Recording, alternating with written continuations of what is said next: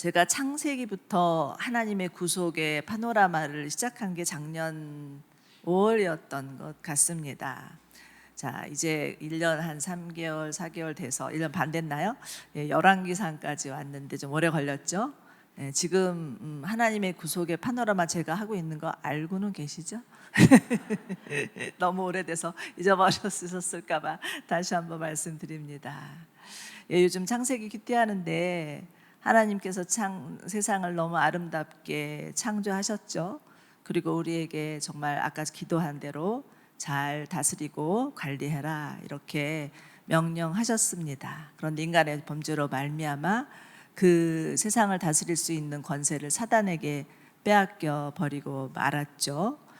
그러나 하나님은 포기하지 않으셨습니다. 다시 아브라함을 택해서 하나님 나라를 시작하기를 원하셨던 것이죠.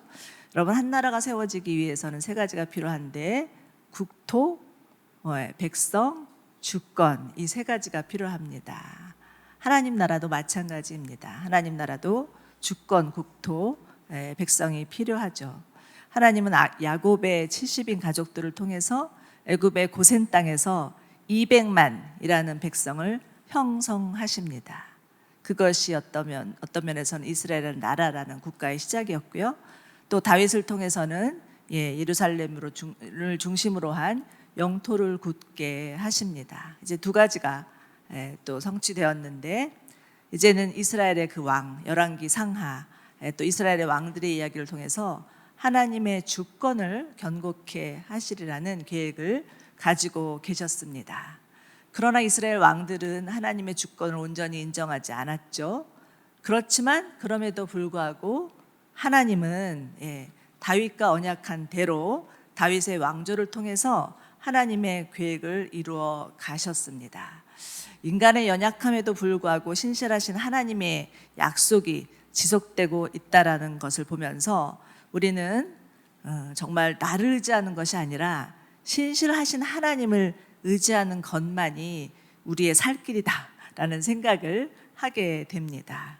자, 이제 열왕기상하는 이스라엘 왕들에 관한 이야기인데요. 앞으로 계속될 그 왕들의 이야기를 통해서 하나님께서 하나님의 구속의 역사를 어떻게 이끌고 가시는지에 대해서 살펴볼 텐데 오늘은 솔로몬 왕에 관한 이야기입니다. 아마 여러분들 주일학교 때부터 솔로몬에 관한 이야기는 너무나 많이 들으셔서 오늘도 또 그 얘기야? 이렇게 하실 수 있는데요. 저는 주일학교 출신은 아닙니다. 그런데 그 어린 시절에 이제 시골에서 우리 할머니께서 올라오시면 권사님이셨던 할머니가 늘 이제 저희에게 성경 이야기를 들려주고 하셨는데 그 중에서도 이 솔로몬의 재판 이야기, 그 이야기가 굉장히 이렇게 마음에 많이 남았고 기억에 남았던 것 같습니다. 이야기를 내내 들으면서 그 아기가 죽으면 어떡하지? 이제 이런 걱정을 했던 것 같습니다. 솔로몬은 다윗에 이어서 이스라엘의 3대째 왕이었죠. 그러나 서열상으로는 왕이 될 군번이 아니었습니다. 그렇지만 이스라엘은 어떤 세습이나 또 서열에 의해서 또 왕이 되는 것이 아니라 하나님께서 선택하신 자가 왕이 되는 나라였습니다. 다윗은 하나님으로부터 솔로몬이 차기 왕이 될 것이라는 계시를 받습니다. 그래서 그 신하들을 다 불러놓고는 그렇게 얘기를 하죠. 내가 정말 하나님의 성전을 너무나 짓고 싶었는데 하나님이 그것을 허락지 아니하셨고 내 뒤를 이을 왕이 그 일을 하게 될 것이라고 말씀하셨다. 그런데 그 자가 바로 솔로몬이니 솔로몬이 차기 왕이 될 것이다. 이렇게 말을 전합니다. 그런데 사실 솔로몬이 이스라엘 왕이 된다는 것은 그 자리에 있었던 그 왕의 신하들이나 이스라엘로서는 상상치도 못한 일이었습니다. 왜냐하면 솔로몬 위에 형이 3명이나 있었는데 첫째 아들 그 암논과 둘째 아들 압살롬은 죽죠. 죽고 나서 세 번째 아들 아도니아가 있었는데 아도니아는 당연히 자기가 왕이 될 줄로 알았겠죠. 그렇지만 하나님이 지명하신 왕은 솔로몬이었습니다. 그러니 아도니아가 그 왕의 신하들하고 더불어서 반란을 일으키게 됩니다. 그러다가 어려움을 겪게 되죠. 그리고 또 그 사울 왕의 지파가 베냐민 지파였죠. 그 베냐민 지파들은 항상 자신들이 왕족이라는 생각을 가지고 있어서 호시탐탐 그 유다 왕조에 대한 적대감을 갖고 있었기 때문에 당시에 또 그 베냐민 지파였던 세바라는 사람이 반란을 일으킵니다. 더군다나 그 솔로몬 우리가 잘 알다시피 다윗과 밧세바 사이에서 태어난 첫째 아이는 아니었어요. 첫째 아이는 죽고 둘째 아들이었죠. 그렇기 때문에 다윗은 어쩌면 간통으로 의해서 태어난 아들이기 때문에 이스라엘 그 사람들 마음에도 그리 탐탁치 않았다라는 것입니다. 그렇지만 중요한 것은 하나님이 선택한 왕이었다라는 것입니다. 이것을 보면 하나님의 선택은 어떤 인간적인 기준과 다르다는 것을 잘 알 수 있습니다. 여러분, 예수님의 족보를 보시면 예수님의 족보에 나와 있는 5명의 여인들이 있는데 인간적인 기준으로 볼 때 시원찮은 한 사람도 시원찮은 사람이 없습니다. 다말은 유다의 며느리였죠. 그러니까 시아버지와를 통해서 관계를 맺었던 그런 여인이었고요. 라합은 창녀였고요. 룻은 이방 여인 과부였고요. 밧세바는 간만 여인이었고 또 마리아는 미호모라는 낙인이 찍힌 여인이었습니다. 그렇기 때문에 여기서 중요한 것은 우리가 어떤 우리의 선입견이나 고정관념을 가지고 하나님의 뜻과 계획을 간파하려고 한다면 절대 분별할 수 없고 알아차릴 수 없다라는 것입니다. 하나님의 역사는 우리의 고정관념과 선입견을 뛰어넘어서 역사하시는 하나님의 특이한 역사라는 것입니다. 심지어는 자기가 이 고정관념과 선입견을 주장한다면, 고집한다면 자기도 모르는 사이에 하나님의 뜻을 위배하는 행동까지도 일삼을 수 있다라는 것을 이 지금 솔로몬의 그 초기 그 시대를 보면 알 수 있습니다. 아도니아도 세바도 그런 거였죠. 내가 왕이 되어야 되는데 왜 제가 왕이 돼? 이렇게 하면서 하나님의 역사를 부인하면서 결국은 하나님을 거스리는 행동을 하게 된다라는 것을 볼 수가 있습니다. 이처럼 정말 나라 안팎이 시끄러운 상황에서 솔로몬이 왕이 된 것이지 솔로몬이 그냥 아주 편안한 상황에서 왕이 된 것은 아니었다라는 것을 이 구약의 역사서를 보면 알 수 있고, 이 구약의 역사서를 보면 마치 우리나라 사극 보는 것 같아요, 그죠? 그래서 정말 어느 나라든 이스라엘이든 다른 나라든 그 역사적인 스토리는 비슷비슷한 것 같습니다. 그 안에 어떤 정치적인 그런 세력과의 갈등이 있죠, 모반이 있죠, 반란이 있죠, 거기에 또 여인들의 암투가 있죠. 뭐 이런 거 다 비슷한 것 같습니다. 그러나 하나님 나라 역사, 이스라엘 역사와 다른 나라 역사와 차이가 있다면 무슨 차이일까요? 이스라엘 역사는 하나님이 개입하신 역사라는 것입니다. 하나님이 개입하신 역사이기 때문에 우리가 공부해야 될 필요가 있다는 것이죠. 저희 친정 아버지는 사실은 할머니가 권사님이셨기 때문에 모태 신앙이셨고 고등학교 다닐 때까지만 해도 뭐 학생회장도 하셨다는데 제가 믿을 수는 없지만 그러셨대요. 근데 대학 가셔가지고 이제 믿음을 좀 잃어버리고 나중에 제가 다시 전도하고 또 온누리교회 모시고 나오면서 다시 이제 신앙생활을 하게 되셨는데 온누리교회 와서 이제 제가 1:1 그 동반자 과정부터 이제 집어 넣었어요. 그래서 이제 하시게 됐는데 어느 장로님께서 해준다 그래서 하시게 돼서 얼마나 감사했는데 정말 열심히 공부하시더라고요. 열심히 공부를 하시는데 어느 날 한번 저한테 오시더니 아니 그런데 도대체 왜 우리가 그렇게 복잡한 이스라엘 역사를 배워야 하느냐고, 우리 그냥 우리나라 역사 이순신 세종대왕만 알면 안 되겠느냐 이렇게 물어보시는 거예요. 왜 여러분들 이스라엘 역사를 공부해야 합니까? 알아야 합니까? 이름도 복잡하잖아요. 아비샨지 아사달인지 정말 저도 어쩔 때 막 써가면서 해도 헷갈리는 때가 많은데 왜요? 이스라엘 역사는 하나님이 개입하신 하나님의 구속의 역사이기 때문입니다. 이스라엘 역사를 보면 하나님이 어떻게 인류를 구원하고 계시는지, 어떤 계획을 가지고 어떻게 일하시는지를 알 수 있다라는 것입니다. 그렇기 때문에 이제 오늘부터 시작하는 열왕기 상하 열심히 공부해야겠죠? 아멘. 네. 자, 다시 돌아가서요. 이렇게 불안한 상황에서 왕이 된 그 솔로몬이 제일 먼저 한 일은 정적을 제거하는 일이었습니다. 첫 번째는 형 아도니아였겠죠.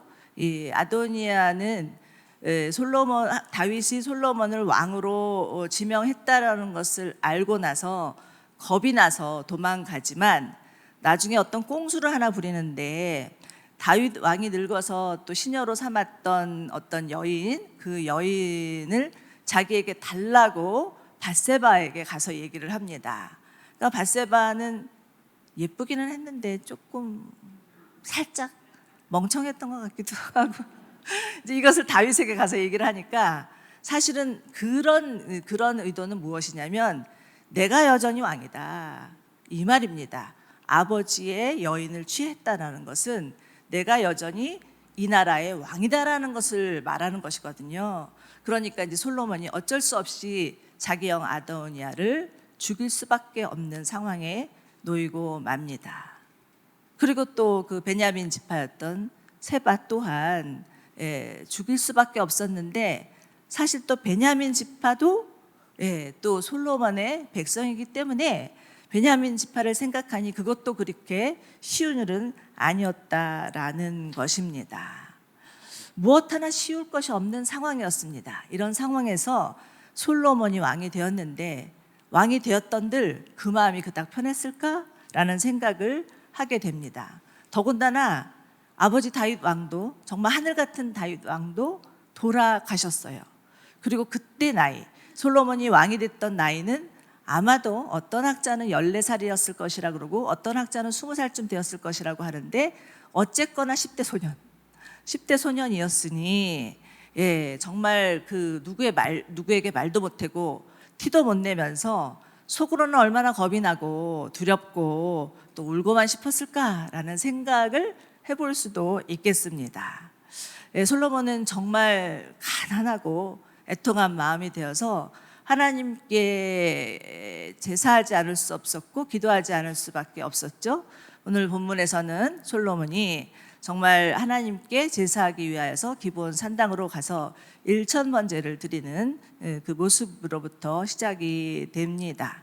당시에는 언약궤는 그 예루살렘에 있었지만 아직까지 하나님의 성전이 지어지지 않았기 때문에 산당에서 예배 드리는 것도 허용이 되던 그런 시절이었습니다.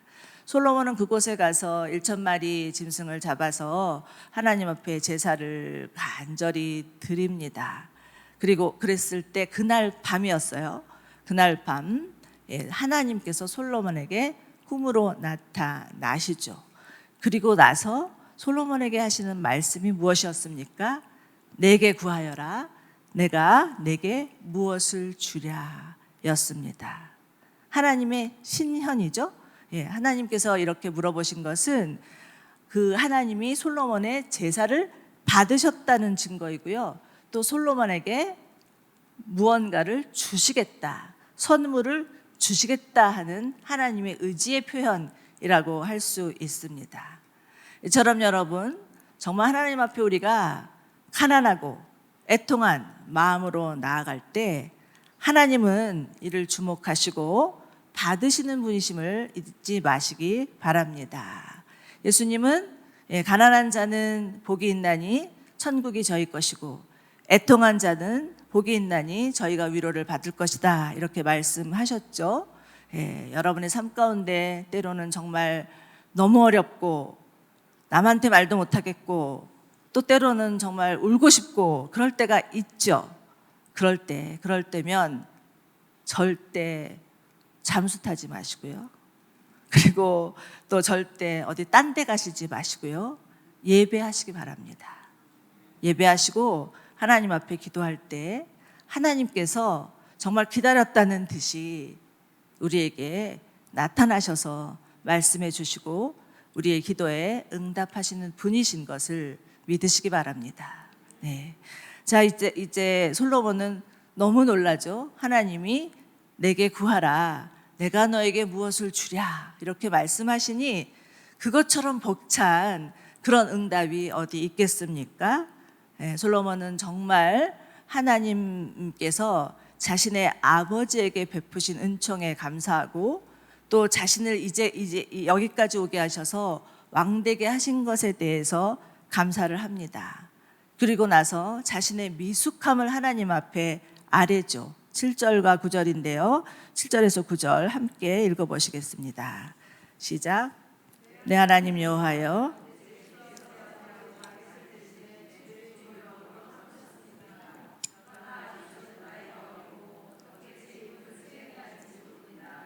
주의 종이 주께서 선택하신 백성들 헤아릴 수 없을 만큼 많은 수의 큰 백성 가운데 있사오니 주의 종에게 듣고 그런 가려 주셔서 주의 백성들을 잘 다스리고 선악을 분별하게 해주십시오. 네. 자, 지금 보시면 솔로몬은 지금 하나님 앞에서 자신을 낮추고 있습니다. 그리고 대신 이스라엘을 하나님이 선택하신 백성들, 큰 백성이라고 부르고 있습니다. 솔로몬의 겸손이 엿보이고 있죠.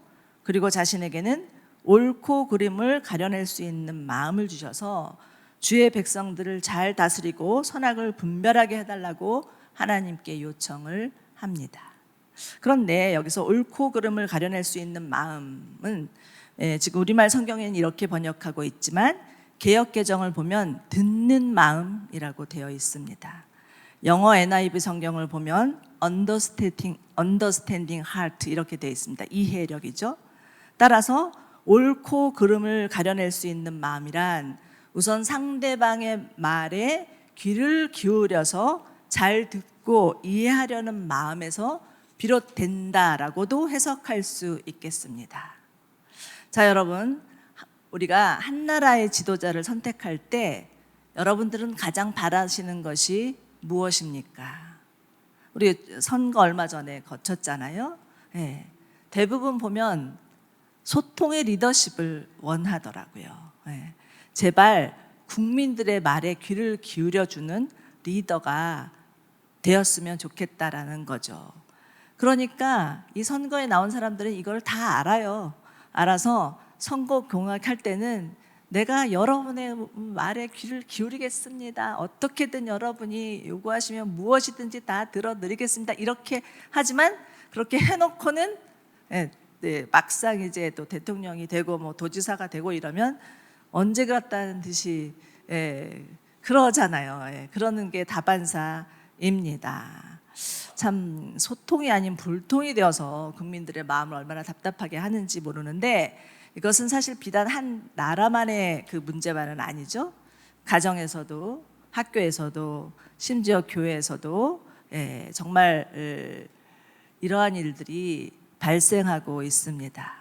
어디서나 우리들이 바라는 지도자상은 부모상은 잘 들어주는 엄마 아빠, 잘 들어주는 선생님, 잘 들어주는 목사님, 전도사님인데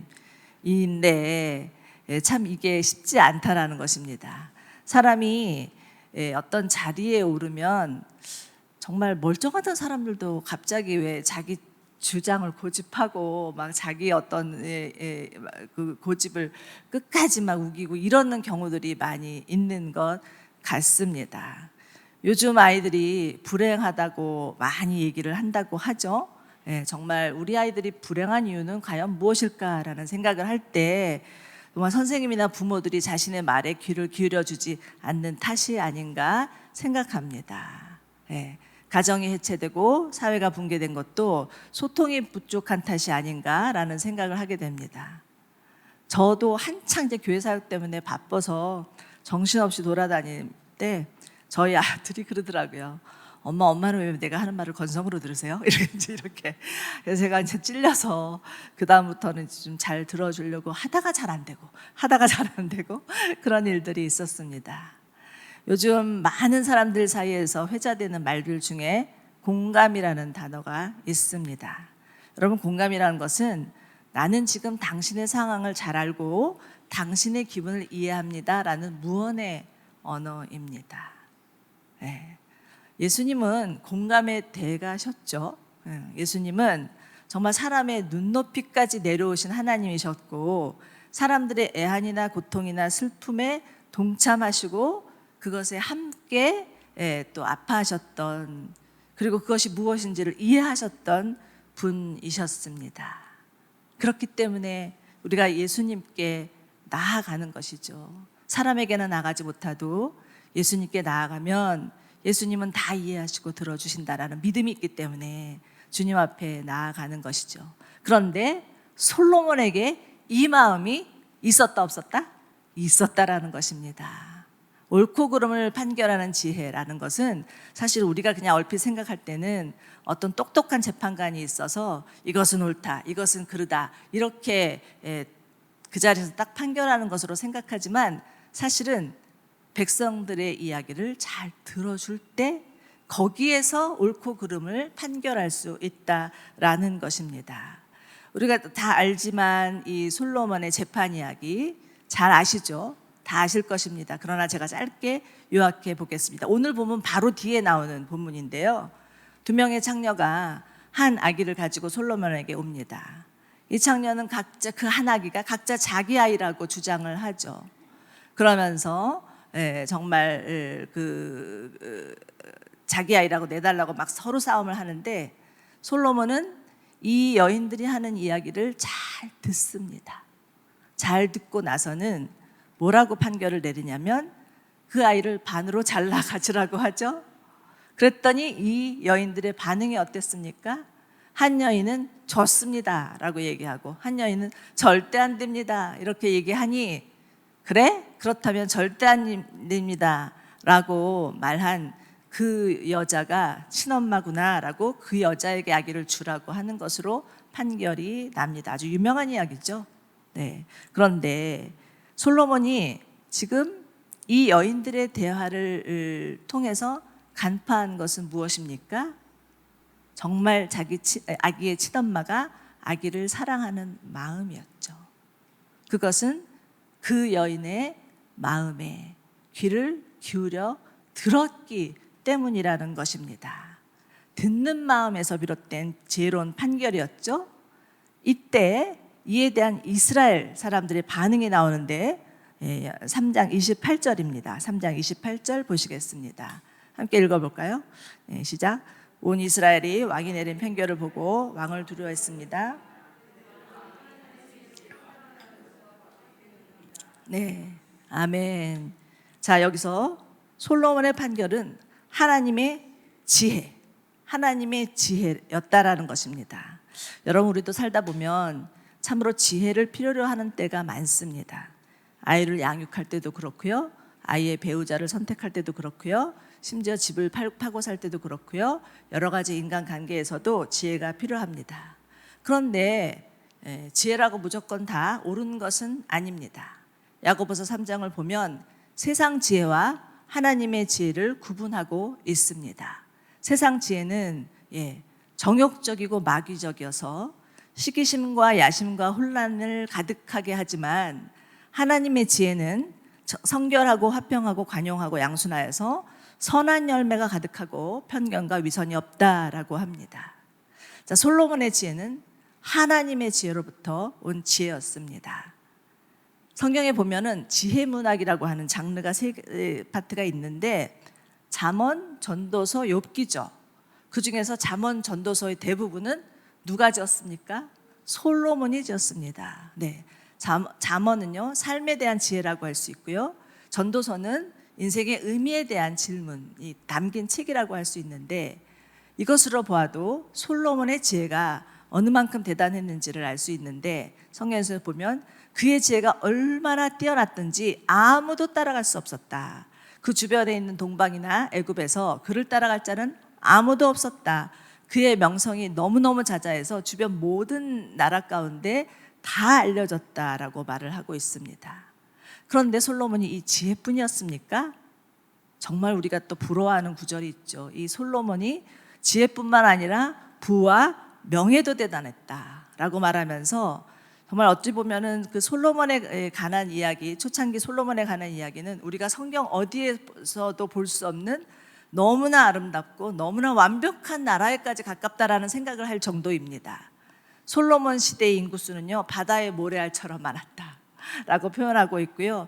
또 그가 다스리는 영토는 유프라테스 강에서 블레셋까지, 그러니까 엄청난 거죠. 예, 유프라테스 강이라 하면은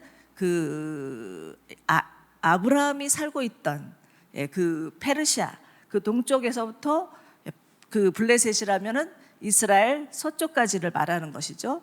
이집트 경계선까지 이르렀습니다. 솔로몬의 명성을 듣고 찾아왔던 유명한 여인이 하나 있었죠. 스바 여왕이죠. 예, 솔로몬과 스바 여왕이라는 옛날 고리짝 영화 있는데 혹시 보신 분들 계신지 모르겠어요. 아마 젊으신 분들은 모르실 텐데, 예, 그 솔로몬이 그 율브린너라는 그 대머리 예, 그 영화 배우가 나서 여인들의 마음을 심쿵하게 했던 영화인데, 이 스바 여왕은 이 솔로몬의 지혜가 하도 대단하다는 이제 소문을 듣고 도대체 그것이 얼마나 대단한지를 시험하고자 찾아왔다라고 얘기하고 있습니다. 그래서 이 스바 여왕이 정말 솔로몬에게 온갖 것을 다 물어봅니다. 자기가 마음에 먹은 것들을 다 물어보는데, 이 솔로몬에게 있어서 스바 여왕의 질문은 껌이었어요. 그래서 모든 것을 다 이야기했다. 그랬더니 스바 여왕이 너무너무 놀라서, 당신은 정말 소문대로가 아닙니다 라고 말하는 것이 아니라 소문보다 더 대단합니다 라고 말하면서, 그가 돌아가면서 남긴 말은 무엇이냐면, 당신의 백성들은 참 행복하겠습니다. 당신의 신하들은 당신의 지혜를 매일 듣고 있으니 얼마나 행복하겠습니까? 라고 그렇게 말합니다. 왜 이처럼 솔로몬이 지혜와 부와 명예와 영광을 다 얻을 수 있었을까요? 솔로몬이 하나님의 마음을 기쁘시게 한 탓이었습니다. 정말 하나님이 그러시죠. 12절과 13절을 보면, 네가 나에게 명예를 구한 것도 아니고 부를 구한 것도 아니고 장수를 구한 것도 아니고 원수를 무너뜨려 달라고 구한 것도 아니고 오직 백성을 잘 다스릴 수 있는 마음을 주십시오라고 구한 것이 내가 너무 기뻤다라고 말하면서, 내가 너에게 네가 구하지 아니한 부와 명예까지도 주겠다라고 말씀하신 탓이었습니다. 여러분처럼 하나님은 우리에게 주시되 후히 주시는 분이십니다. 마태복음 보면 예수님께서 너희는 먼저 그 나라와 그 의를 구하라, 그리하면 모든 것을 더하시리라 말씀하시죠. 이처럼 더하시는 은혜가 있다라는 것입니다. 여러분, 이 더하시는 은혜 받으시길 원하시죠? 예, 그래서 이 더하시는 은혜를 먼저 생각하면서 하나님이 원하시는 게 무엇일까라고 짐작하면서 구하시지는 않지요? 네. 예, 정말 하나님이 원하시는 것은 무엇일까? 하나님, 내가 오늘 기도의 자리에 왔는데 하나님은 나에게 무엇을 기도하라고 원하시는가? 이렇게 물어야 합니다. 예. 우리가 원하는 건 많지만 잠시 내려놓고, 하나님, 오늘은 하나님이 원하시는 기도가 무엇입니까? 라고 기도할 때 우리의 기도가 맨날 똑같지 않아요. 사실은 우리의 기도가 매일 똑같은 이유는 우리가 구하는 것이 매일 똑같기 때문입니다. 그런데 정말 하나님, 오늘은 하나님이 원하시는 어떤 기도를 할까요? 라고 물을 때, 하나님이 희한하게 생각지도 않았던 사람을 생각나게 하시고, 생각지도 않았던 나라를 떠오르게 하시고, 생각지도 않았던 어떤 지금 어려운 현상들을 보게 하시면서 그렇게 하나님이 기도하게 하시는 겁니다. 제가 하나 생각나는 것이 있는데, 여기 있다가 이제 2000년도에 미국을 가게 되었습니다. 몇 년간 지나게 되었는데, 그때가 2001년이었어요. 근데 어느 날은 집에 있는데 갑자기 백악관을 위해서 기도하라, 이런 음성을 주시는 거예요. 그래서 느닷없이 백악관이 나랑 무슨 상관인가, 이렇게 생각을 했었어요. 근데 백악관을 돌면서 기도하라, 이렇게 말씀하시는 거예요. 근데 저희 집이 사실은 백악관에서 그리 멀지 않은 30분 이내에 있었습니다. 그런데 제가 그때만 해도 간지 얼마 안 됐고, 그리고 아는 사람도 별로 없었고 거리는 멀지 않지만 가기가 엄두가 안 나고, 그래서 하나님, 제가 백악관까지는 도저히 못 가겠습니다. 그냥 기도하겠습니다. 이렇게 기도하다가 말았어요. 사실은 너무 죄송하게. 그런데 그리고 나서 911이 터졌습니다. 그래서 제가 그때 하나님은 정말 기도할 자를 찾고 계시는구나. 그런데 이 하나님의 음성에 예민하지 못하면 이런 일이 발생하는구나 하고 아주 크게 어떤 실패를 통한 교훈이죠. 배웠습니다. 그래서 정말 하나님의 음성에 귀를 기울이면서 하나님 무엇을 기도할까요? 라고, 무엇을 구할까요? 라고 기도하는 저와 여러분이 되시기를 바랍니다. 근데 하나님이 정말 그 솔로몬이 구한 것을 너무 기뻐하시면서 더한 은혜를 주셨는데, 그러나 단 하나의 조건이 있었죠. 14절 보시면, 내 아버지가 한 것처럼 내 길을 걷고 내 규례와 명령을 지키면 이는 단서, 조건이 있었습니다. 그런데 너무나 안타깝게도 솔로몬이 다스리던 이스라엘의 부와 명예와 평화는 하나님 앞에 겸손히 엎드리고 하나님을 사랑하던 때의 시절이었지, 그것이 계속되지 않았다라는 것입니다. 그리 길지 않은 시간이었습니다. 자, 그렇다면 오늘 이 솔로몬의 이야기를 통해서 우리에게 주시는 하나님의 교훈은 무엇일까요? 첫째는 진정한 왕이신 예수 그리스도가 다스리는 나라는 솔로몬의 이스라엘과는 비교도 되지 않는 나라라는 것입니다. 솔로몬 시대의 부와 명예와 영광은 잠시였지만 예수님의 나라의 영광과 영광은 영원하다. 솔로몬이 살았던 때에 성경에 보면 기록이 그곳에는 평화가 있었다라고 말을 합니다. 평화가 있었다라는 말은 전쟁이 없었다라는 것이거든요. 그런데 여러분, 정말 예수님이 다시 오셔서 예수님이 다시 오실 그 새하늘과 새 땅, 그 나라는 모든 전쟁은 그치고 예수님이 왕으로 다스리시는 진정한 샬롬, 진정한 샬롬이 있는 평화의 나라임을 꼭 기억하시기 바랍니다. 요한계시록 21장 3절과 4절을 보면, 보아라, 하나님의 장막이 사람들과 함께 있으니 그분께서 그들과 함께 거하실 것이다. 그들은 그분의 백성이 되고 하나님께서 친히 그들과 함께 계실 것이다. 그들의 눈에서 모든 눈물을 닦아주실 것이며 더 이상 죽음이 없고 다시는 슬픔이나 우는 것이나 아픈 것이 없을 것이다. 이는 처음 것들이 다 지나갔기 때문이다. 아멘. 여러분, 예수님이 다시 오시면 우리가 그동안 겪었던 고통 다 지나가고 사라질 것입니다. 여러분 인생 가운데 겪었던 고통을 생각하면 다시 돌아가고 싶지 않으시죠?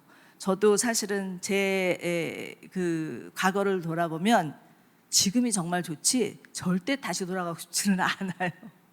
그것이 우리의 인생인 것 같습니다. 그만큼 우리의 인생에는 그만한 고통과 아픔과 슬픔이 있다라는 것이죠. 그렇지만 하나님 나라에는, 우리가 장차갈 하나님 나라에는 고통도 없고 슬픔도 없고 눈물도 없는 영원한 평화의 나라, 기쁨의 나라인 것을 소망하시며 기대하시기 바랍니다. 이것이 바로 오늘 그 솔로몬의 이스라엘을 바라보는 우리 가운데 주시는 하나님의 첫 번째 교훈이라 생각을 합니다. 자, 그리고 두 번째는 솔로몬이 구한 그 듣는 마음을 구하라는 것입니다. 여러분은 무엇을 듣고 계십니까? 하나님의 음성입니까? 사람들의 호소입니까? 아니면 세상에서 들려오는 지식이나 정보입니까?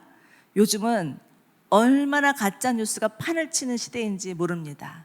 그 인터넷의 알고리즘 때문에 하나를 뭘 클릭했다 하면 거기에 관련된 수많은 정보와 지식들이 줄줄줄 따라와서 안 볼 수 없게 만드는 거예요. 그런데 그것을 자꾸 보다 보면 나도 모르게 한쪽에 치우친 편향성이 있는 소식에만 귀를 기울이게 되고 그것이 마치 진리인 양 받아들이게 되는, 어찌 보면 무서운 시대입니다. 정말 잘 분별하셔야 합니다. 자, 그러나 하나님의 음성을 듣는다면 정말 하나님의 지혜로 살아갈 수 있는 은혜가 우리 가운데 있을 것입니다. 사람의 호소를 듣는다면, 사람의 소리에 귀를 기울인다면 얼마나 그들이 지금 고통 가운데 있는지, 또 아니면 정말 그들 안에 하나님으로 주신 은혜가 있는지를 알 수 있습니다. 함께 기뻐할 수 있고 함께 울 수 있다라는 것입니다. 자, 이제 잠언 14장 1절을 보시면 이런 말씀이 있습니다. 지혜로운 여인은 자기 집을 짓지만 어리석은 여인은 자기 손으로 집을 무너뜨린다. 네. 여러분, 우리 다 여기 지금 여성 예배니까 주로 특별히 이 말씀을 좀 묵상해 보면 좋겠습니다. 여러분, 아무리 가정에 고난이 있고 어려움이 끊이지 않아도 한 여인이 하나님의 지혜를 갖는다면 그 집은 때가 되면 든든히 세워질 것입니다. 그러나 반면 들이를 하지 않고 자기 생각에 몰두하고 고집하거나 그런다면 자기 손으로 자기 집을 무너뜨리는 불행한 결과를 초래할 수도 있다는 것을 반드시 기억하셔야 합니다. 그런데 사실 돌이켜보면 얼마나 우리가 많은 실수와 과오를 저지르며 살았는지 모릅니다. 저도 어느 때 제 인생을 돌아보면 때로는 정말 후회가 물밀듯이 몰려와서 밤에 잠을 설칠 때도 있었었고요. 그리고 정말 후회가 너무너무 되어서 감당이 안 될 때도 있었습니다. 특히 자녀 문제에서. 네. 내가 왜 그때 우리 아이에게 그렇게 했지? 왜 그런 선택을 했지? 끝이 없는 거예요. 그러나 그래봤자 아무짝에도 소용이 없습니다. 어떻게 해야 됩니까? 지금이라도 하나님 앞에 무릎 꿇고 하나님의 지혜를 주십시오. 제게 듣는 마음을 주십시오. 아이들의 말에 귀를 기울이게 해주십시오. 남편의 말에 귀를 기울이게 해주십시오. 내 부모님의 말에 귀를 기울이게 해주십시오. 라고 구하는 것이 상책이라는 것입니다.